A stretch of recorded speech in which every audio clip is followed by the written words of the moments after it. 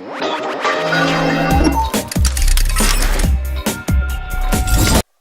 is up, everybody? TheHunterGT with TheHunterGT.com. That's right, go check out the website. Maybe now is not a good time though, because it is down for the next couple days. I'm doing a domain transfer, a web host transfer, and it hasn't been going as well as I thought it would, so it has been down for a few days, and it may be down for a couple more, but it's coming back. The forums will be back up, everything will be back to normal. TheHunterGT.com. So what do we have going on here today? We have the Igen NV-20. That's right, another night vision video coming at you from Night Owl Optics. Go check out their website, www.nightowloptics.com. They got some cool stuff over there. So today we have the NV-20. You can pick these up on Amazon for $389 at the time of this video. I've seen a couple of them for like $450, and I saw a couple websites that had them down to about $350, $320. But the price on Amazon right now is $389, so that's a rough average of what you're going to find it for, okay? So here it is. What do we check out the back here? We can nerd out on some specs, then we'll take it out of the box and look it over. So, all glass lens, 2.6 times magnification, infrared illuminator right here on the right hand side, has a tripod mount on bottom so you can mount it to your tripod, video composite out so you can hook it up to a monitor or a DVR and you can record what is coming out of it or just look at it on the screen if you don't want to look through the eyepiece there, okay? Infrared control, power switch, and an ocular lens. So there it is. Let's check out some of the other stuff here. Ambient light amplification of 650 times. That is actually better than Gen 2 technology for night vision. So this is a pretty good bit of kit that we have here. Works day or night. So I know what you're thinking. Well, Hunter GT, how does night vision work during the day? On the lens cap, it has a little pinhole, very, very small hole that will allow light to come through, and you can actually use it in daylight, or in a light room, I should say. It does work outside during the day as well, but obviously this is meant as a night vision setup. You're going to want to use it in the dark, okay? Variable frame rates, user adjustable exposure time to enhance light gathering capability from 2 to 30 frames per second. Now it does have steps in between that, like 5, 7, 10, 15 frames a second, 25 frames a second that you can adjust. The higher the frames per second, the steadier the image is going to look. You won't need a tripod. If you're going to go down to like 2 or 5 frames a second, you will definitely need a tripod, or else the image will really jump around and it doesn't look the greatest. So get a tripod if you have one, if you plan on using a lower frame per second, all right? Infrared intelligent, 3 modes. It goes from off to max or to auto. So in auto, the wattage adjusts automatically as needed for varying levels of darkness. So what that means is the ambient light that you have in your area, it will adjust to infrared automatically. So if you're in complete pitch black, you're probably going to either want to turn it on to max or leave it on auto to where the IR is turned on. And if you have some street lights, or there's the moonlight is out full, you can actually turn the IR off and it still works very, very well. Very well. Okay? Enhanced infrared sensitivity, double that of intensifier tube technology. Okay? Clarity across the screen, edge to edge, programmable timeout features, so you can actually program the infrared or the whole system to shut down in steps of 1 minute, 2, 3, 4, 5 minutes, 10 minutes, 15 minutes, 20 minutes, 30 minutes, and 45 minutes. So it's really cool. If you have it connected up to the monitor or something like that, and you want to record something through a DVR, you can set it, forget it, set it through the menu, and it will turn off at those adjusted times, okay? Up to 45 minutes. So color output choices of the image itself, what you're, if you're looking around at vehicles or you're out looking at bears at night or whatever, the image colors are red, blue, green, and then the standard black and white. Now, green is going to be the best choice. Night vision, is usually green for a reason. Your human eye is most sensitive to the color green at night at about 550 nanometers. Okay, so there it is. Like I said, video composite out right there. Let's take a look at this. 2.6 magnification, angle of view is 12 degrees. Field of view, 70 feet at 330 feet.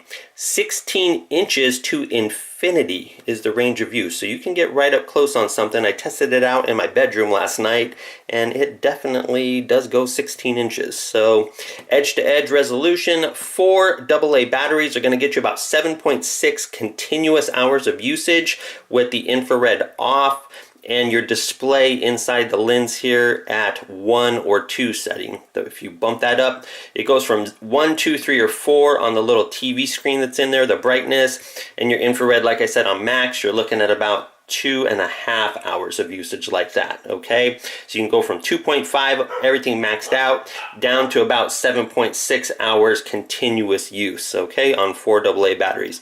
It weighs just over a pound, 19.1 ounces, and the dimensions are 9 inches long, 4 inches wide, and 2.5 inches in depth there if it's sitting just like that. All right, enough about all those nerdy specs. What do you say we break this bad boy open and check it out?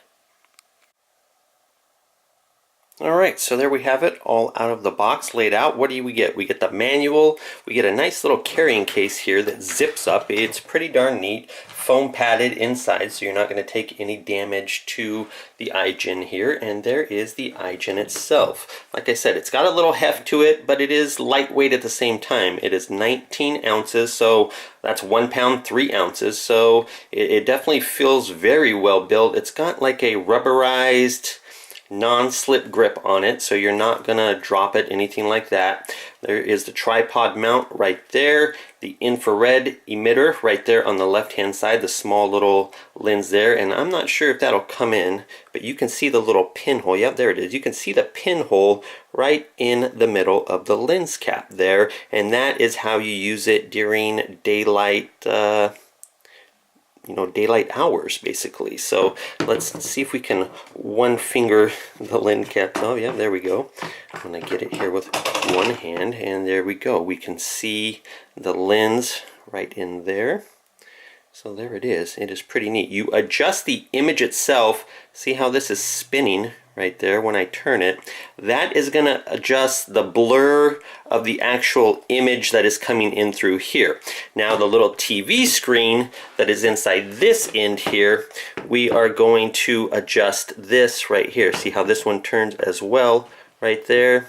That is how you adjust the TV screen blurriness. What you do is you bring up the menu, and then you spin this and you adjust the menu, the words on the menu. How do you bring up the menu? Let's flip it over. See this little wheel? It's got a little wheel right here. Let's see if we can get that on camera to come in. So this little wheel is triple function. You can spin it to the left, spin it to the right to increase or decrease the gain, basically, of the microprocessor inside. The light coming in here is going to auto adjust through the microprocessor, and you can have it adjust the gain to very bright or to low in 10 different steps. Okay, so from 0 to 10, basically 10 different steps, and then the TV screen inside of here is going to have 4 different steps, 1, 2, 3, or 4 for the brightness there. So the gain adjustment is left or right. When you push in on it, it doesn't give a click, but it pushes in via a little spring, and that is how you're going to bring up the menu inside of there. Now, I want to show you something in the manual to go over the menu, because there's some pretty cool stuff here. And I just can't show you, I can't put my camera right up to it or anything, but right here, page 23, let's take a look here at the menu. So, as you can see, exposure adjustable from 2 to 30 frames per second. That's the first setting. Then auto off. That's going to be, you notice the gray here is going to be the sub-menu, infrared and main. What's going to turn off in that amount of minutes, or you can just leave it as off. So 1, 2, 3, 4, 5, 10, 15, 20, 30, 45 minutes before it turns off. The next setting will be display, and then it has 2 sub-menus, brightness of 1, 2, 3, 4 of the little TV screen. That's the display. On or off. So you can turn the display on or off if you're using the composite video out here on the side. Let's remove the little boot, and there is your composite video out right there. So you can turn the display off on the camera itself or on the screen itself, the night vision itself I should say, and run it off the composite. Right there it is, on or off. And now that has a submenu that says on or off as well in very light gray. So color, the image of the menu, black or white, red, green, and blue. That's the image, I'm sorry, the image of the picture. So if you're looking at cars, you're looking at animals, you're looking at trees, black, white, red, green, or blue. Green, like I said, being the most sensitive for your eyes at night, and red will be the best if you don't want to get that glare, you know, red flashlights for a map when you're camping, etc., etc. So text of the menu, here we go. The menu text, when you bring it up on the screen, the on-screen display, white, green, red, or amber, like a yellow color, basically amber, okay? System video can go from NTSC for the United States, PAL for you guys over in Europe, infrared start, auto, or off. So that means when you turn on the system, you can have it be off or you can have it be automatic. So when you turn it off, turn it on, it will save those settings, okay? Version displays the software version and the revision level of the software. Reset, yes, no. Everything will reset back to default except for the infrared. If you keep that at auto or off, it will always remember that. Okay, so there it is. And then of course you have exits. So that's the menu system. Basically, when you press that little wheel on bottom here, left or right, is the gain increase or decrease. When you press the wheel in, let's get a closer look at that little wheel there. There we go. So when you press it in, that brings up the menu itself. Okay, so how do we turn it on? It's got two buttons you can see right on top here. This first button towards the lens that you look through, you hold it down for 2 seconds, it turns on. You hold it down for 2 seconds, it turns off. This will cycle through your 3 infrared settings. The top button here, which is max, off, and auto. Okay, so let's see if we can get a little bit, let's turn it on here real quick, and you can see inside of there, you can see how it turned blue. We'll turn it off, hold it down, and see it turn off, and there we go, it's on, and then it's off again. So you can definitely tell that it is working. It works great. Now, I didn't hold my camera up to this one, but I do have a second model of this that I'm going to be reviewing next, and it has a card that goes into the bottom here, and you can actually take pictures with it. So it'll have all the same information in this video. Basically, what I may do is make it a little short video, just kind of rehash a little bit here and there, so I'm not duplicating footage or anything, but it does have a memory card in the next version up that sits right about here above the battery compartment, and it allows you to take pictures. So I do have some pictures I took with the other model that I have. It's called the IC, the Igen NV-20 IC.